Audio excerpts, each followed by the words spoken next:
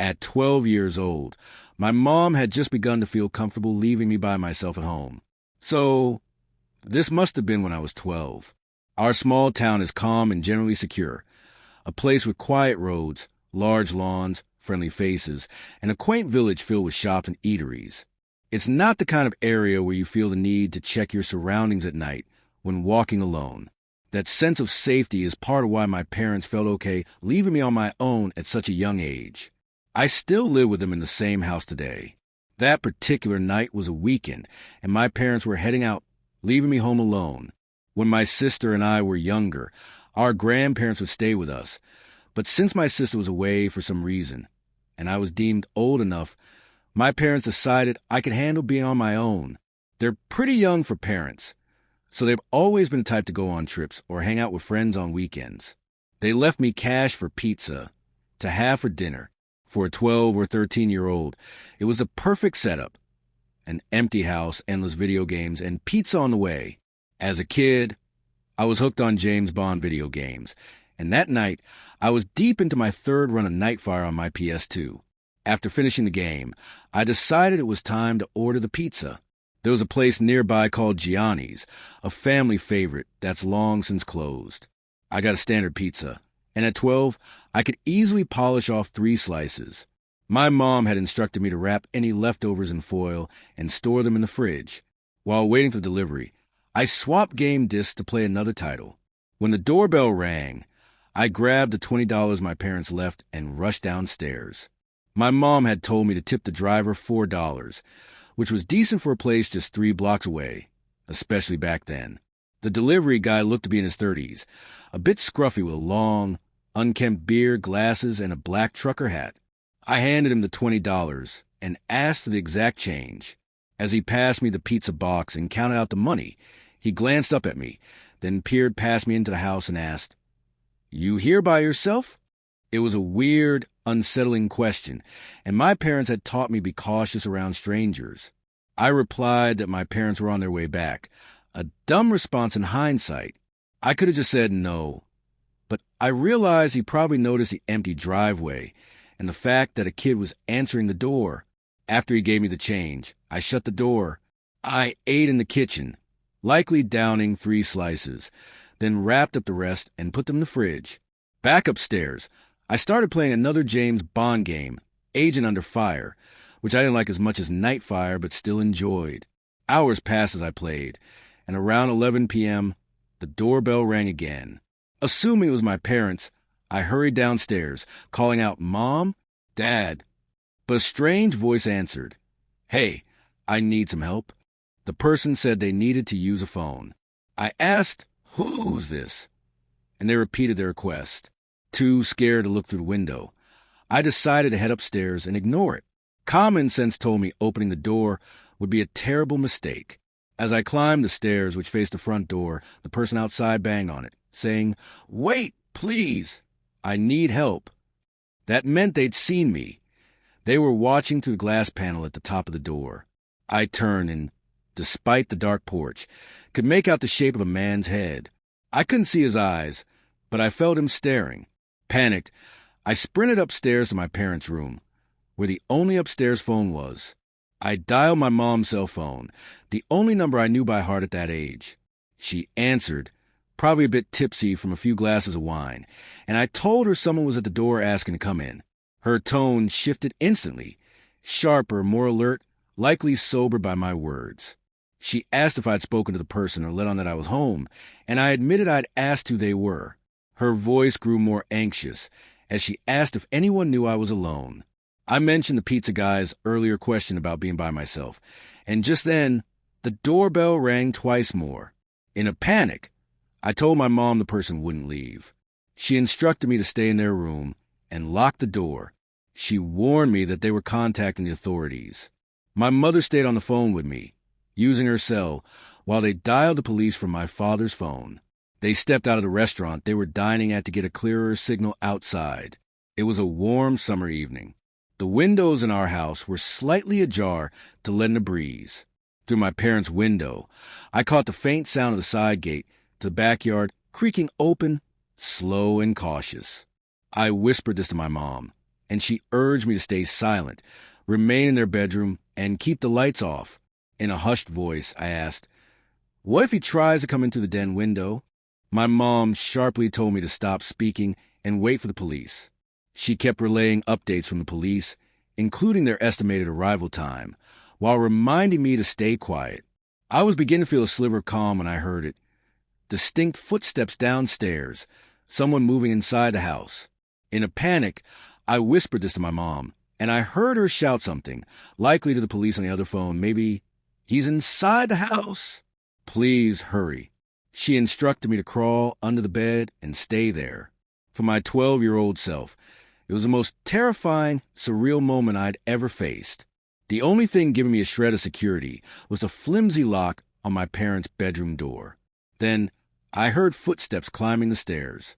The staircase was near the bedroom I shared with my sister, further down the hall from my parents' room. The steps paused briefly, probably as the intruder checked our rooms, searching. My mom told me the police would force their way in and to stay put until they arrived. The footsteps grew closer, approaching the bedroom door. They jiggled the knob, finding it locked. They tried a few more times, as if persistence might undo the lock. Then came a soft knock on the door, but no voice followed. They tested the knob once more before the footsteps retreated down the hall, descended the stairs, and faded deeper into the house. I fought back tears, too terrified to make even the slightest sound or speak into phone. Finally, my mom said the police had arrived, but told me to stay hidden. I expected to hear the front door being forced open, but instead, I suddenly heard heavy boots and a man calling my name, identify himself as an officer. They were coming up the stairs. My mom gave me the okay to respond and unlocked the door. When I opened it, 2 officers stood upstairs, with 2 more downstairs. They hadn't needed to break down the front door. The back door was wide open. The sliding window in the back was also fully open. Clearly how the intruder got in. I recounted everything to the police, including my suspicion about the pizza delivery guy. With my parents listening over the phone, they were already heading home, and by the time they arrived, only 2 officers remained. The police report noted the pizza guy, and they promised to investigate. The next evening, my parents took me to Gianni's Pizzeria and asked me to identify the delivery guy if I saw him. When I didn't spot him, they asked the manager about an employee matching the description I gave. He said it sounded like Phil, who was out on a delivery. After we explained the situation, he insisted Phil couldn't be involved and told us to leave. My parents caused a scene, vowing never to return. We waited in the car in the parking lot for nearly an hour, but Phil never showed. My parents suspected the manager had tipped him off, but we'll never know. They consulted a few lawyers who declined the case, citing insufficient evidence and calling it a lost cause. We never went back to that pizzeria, and it was a long time before my parents felt comfortable leaving me home alone again. Deep down, I'm convinced it was a pizza guy, or someone connected to him, because who else could have known I was alone that night? When I was a teenager, my family relocated from California to a remote part of North Idaho. My parents, newly retired, had built their dream home in the middle of nowhere, surrounded by endless, thick forests that border national parkland and logging territory. No neighbors in sight, just trees. The house was massive, 2 stories, with a gym, a full bar and pool room, and a legitimate home theater in the basement. It felt like a paradise, secluded and serene, or so we thought. I was dating my high school girlfriend at the time. One evening, while my parents were out for a date in town, I invited her over to watch a movie. We had the place to ourselves. I grabbed a beer, underage, but I figured no one would mind, and we settled into the theater room to watch Gladiator. Everything seemed fine at first, but halfway through, around midnight, a sudden wave of unease hit me. It was like my instincts were screaming, sensing something my eyes couldn't detect. My heart raced, and I kept glancing at the bare windows behind us, staring into the dark woods. Not wanting to alarm my girlfriend, I kept quiet. Things got a bit intense between us during the movie, but that eerie feeling of being watched never left me. After the film, I walked her upstairs to her car. The house was silent again. As she drove away, I realized I'd left the lights on in the bar, pool room, and theater. I headed back downstairs to turn them off. I switched off the theater room lights first, then froze. My gaze landed on the large window facing the backyard, and there he was, a man who looked disheveled, like he'd been living on the streets, with wild hair and tattered clothes. His face stopped me cold, a wide, unhinged grin and crazed, unblinking eyes. He held a knife, tapping it lightly against the glass, over and over.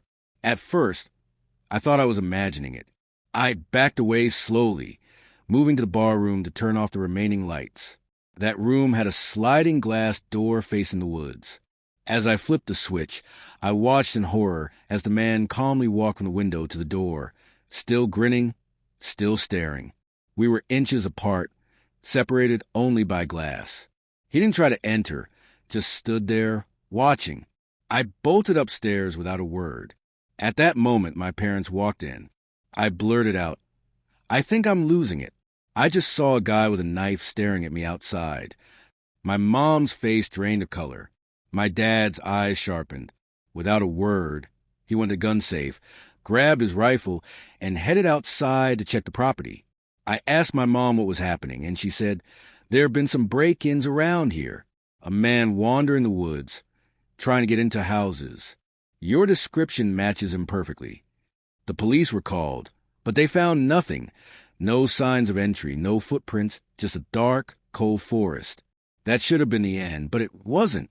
That night, as I lay in bed, I heard a faint tapping sound below me.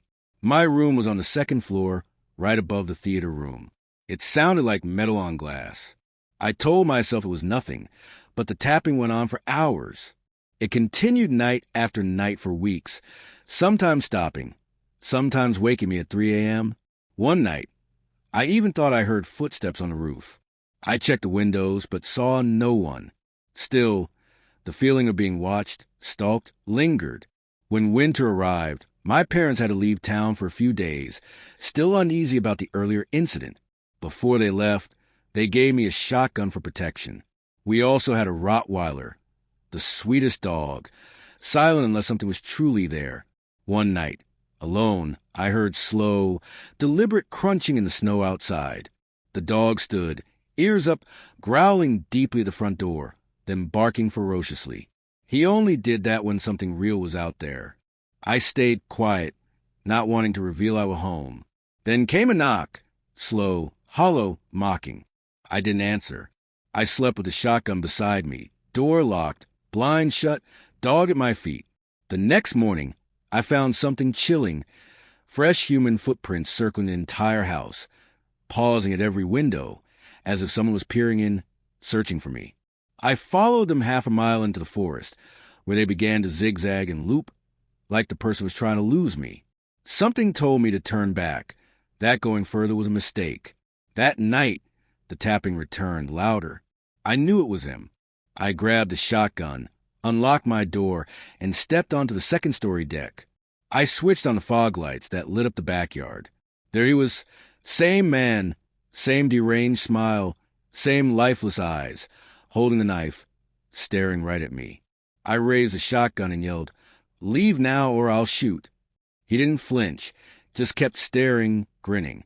I fired a warning shot into the air, and he finally reacted, stumbling slightly before backing slowly into the woods, still facing me.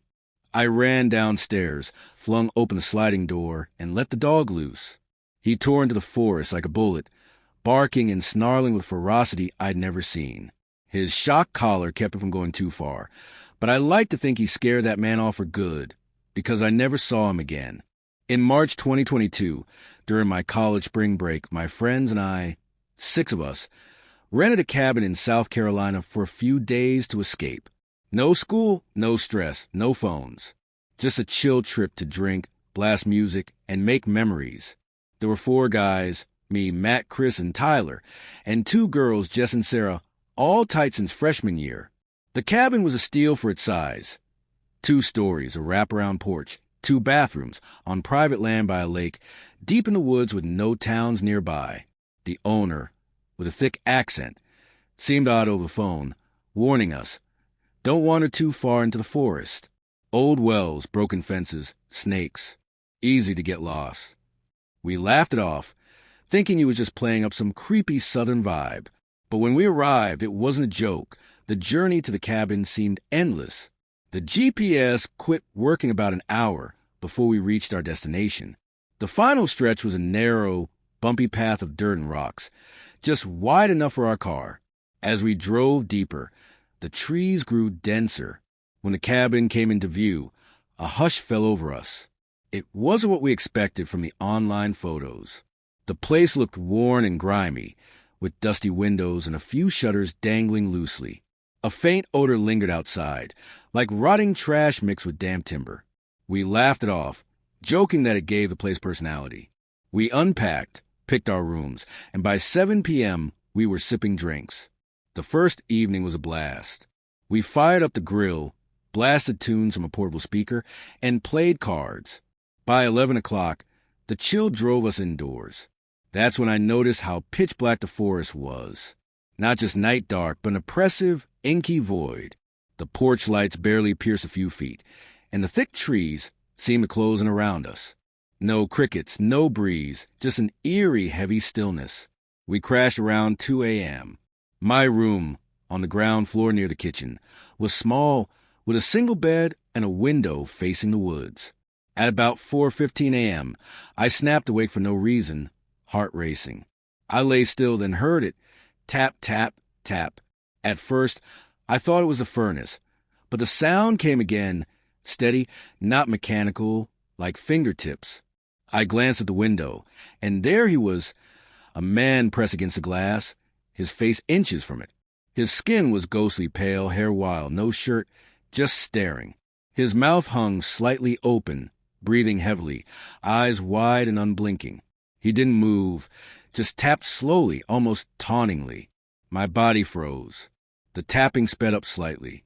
I whispered for Matt, who was asleep on the couch outside my room. I called his name louder. Groggy, he asked what was wrong. I pointed.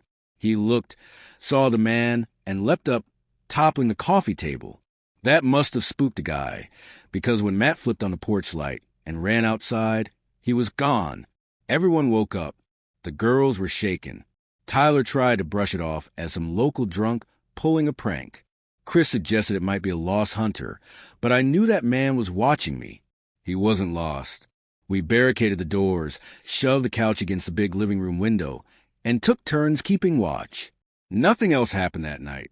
In the morning, we found barefoot human prints circling the entire cabin, stopping at every window, even the tiny one above the upstairs shower. That should have been our cue to leave, but we were foolish and stubborn. We stayed. The second night began like the first. Drinks, music, a fire pit. But the mood was tense. Everyone kept eyeing the woods. Jess stayed sober, and Chris kept his hunting knife clipped to his belt. When we went inside, we locked every window and double-checked the doors. Around 3:30 a.m., Matt headed to the kitchen for water. He froze in the hallway and called my name. I joined him and saw him pointing. There, in the kitchen, was the same man, naked this time. His back was to us, covered in long, raw scratches. He stood in front of the fridge, swaying slowly, staring at it like it was alien. Matt didn't say a word. He just backed away. We gathered quietly at the hallway's edge. I clutched my pocket knife. Sarah gripped the fire poker. Chris held a chair leg he'd broken earlier, trying to be funny. We flicked on the light. The man was gone. The back door stood wide open, not forced, not broken, just open. 20 minutes later, we were gone. No one protested. We grabbed only essentials, wallets, keys, phones, and drove through the woods until we had signal to call the sheriff. At a diner off the highway, the deputy we met didn't seem shocked. He asked if anyone was hurt, then said, "Yeah, we've had issues with squatters in those woods. Not always stable." We tried to explain this wasn't just a vagrant. This man watched us, returned 2 nights in a row, and somehow got inside. The deputy just nodded like it was routine. When we mentioned the cabin's owner, his expression hinted at recognition. A few days later, the rental listing vanished from every site. We never got answers, never got a follow-up call, not even our deposit back. That face, staring through the window, still haunts my nightmare sometimes. We don't talk about that trip much anymore. As far as I know, none of us have returned to South Carolina since.